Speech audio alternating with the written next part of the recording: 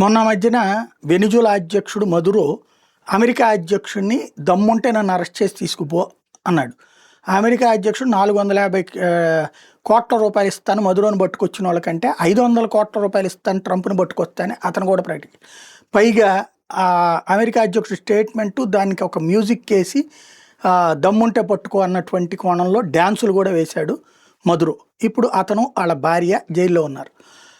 అయితే అదే అమెరికా అహంకారాన్ని అయితే నేను అంగీకరించను, కానీ అట్ ద సేమ్ టైం ఇది జరిగింది. ఇప్పుడు కొలంబియా, మెక్సికో, క్యూబాల సంగతి కూడా చూస్తానంటున్నాడు. ఇప్పుడు తాజాగా చూస్తే కొలంబియా అధ్యక్షుడు గుప్తావో పెట్రో సవాల్ విసిరాడు. వెనిజులా అధ్యక్షుడు మదురో తరహాలో నన్ను కూడా పట్టుకో అని చెప్పి అమెరికా అధ్యక్షుడు ట్రంప్ని అడుగుతున్నాడు.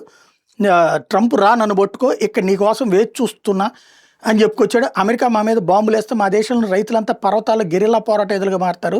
దేశమంతా ప్రేమించే గౌరవించే అధ్యక్షుడిని వాళ్ళు బంధిస్తే ప్రజలు తమలోని చిరుతుపులిని నిద్రలేపుతారు. నేను మళ్ళీ ఆయుధం పట్టబోనని గతంలో ప్రమాణం చేశా, కానీ నా దేశం కోసం మరోసారి ఆయుధాలు పట్టడానికి సిద్ధంగా ఉన్నా అండ్ గుప్తానో పెట్రో ట్వీట్ చేసుకొచ్చారు. గుప్తానో పెట్రో ఒకప్పుడు కమ్యూనిస్ట్ గెరిల్లా విభాగ నేత. 1990 దశకంలో ఆయన ఆయుధం వదిలి రాజకీయాల్లోకి వచ్చాడు. క్రమంగా ఎదిగి కొలంబియా అధ్యక్షుడు అయ్యాడు. మదురో కూడా కొన్ని నెలల క్రితం దమ్ముంటే పట్టుకోమని సవాల్ వేసడం అన్నది ఇప్పుడు చర్చకు వస్తుంది అన్నమాట.